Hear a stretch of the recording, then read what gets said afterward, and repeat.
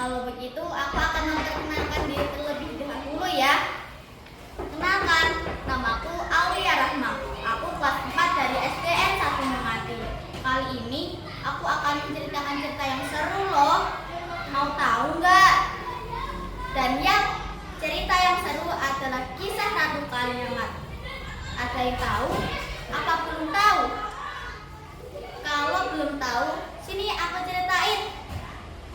Ratu Kaliamat adalah putri ketiga Sultan Trenggana.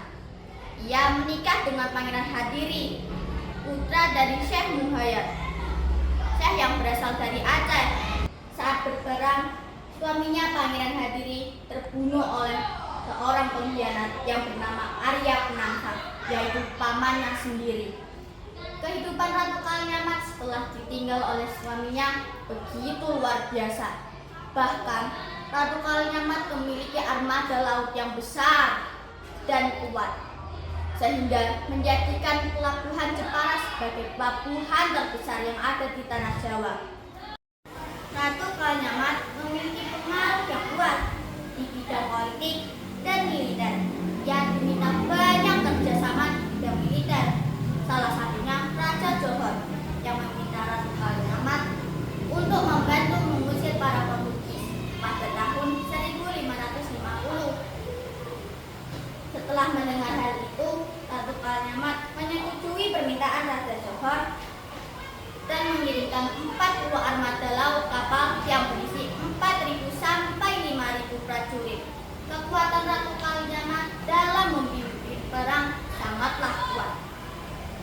Sebelum meninggal, Sultan Trenggana membagi wilayah-wilayahnya pada putra dan putrinya dan memberikan tugas pada Ratu Kaliamat untuk memimpin wilayah Demak.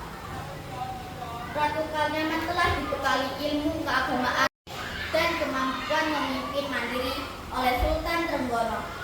Ratu Kaliamat mempunyai cara berpikir yang tajam dan strategi yang baik. Kemakmuran Jepara oleh pelayaran dan perdagangannya sampai-sampai menjadikan Jepara sebagai kerajaan bahari, di mana rakyatnya hidup makmur, dikarenakan Ratu Kaliamat berhasil mendirikan kerajaan maritim yang kuat di Jawa pada abad ke-16. Ratu Kaliamat fokus pada sektor pelayaran dan perdagangannya. Di masa pemerintahan Ratu Kaliamat, Jepara banyak dikunjungi oleh pedagang internasional, salah satunya Ambon yang membawa rempah-rempah dari Jepara. Pelabuhan juga ramai oleh para pedagang dari internasional. Untuk mengimbangi hal tersebut, Ratu Kaliamat membangun perahu kecil yang gesit dan cepat untuk didayung melawan angin. Ratu Kaliamat juga menanamkan sistem bea cukai pada kapal yang melakukan transaksi dagang di pelabuhan Jepara.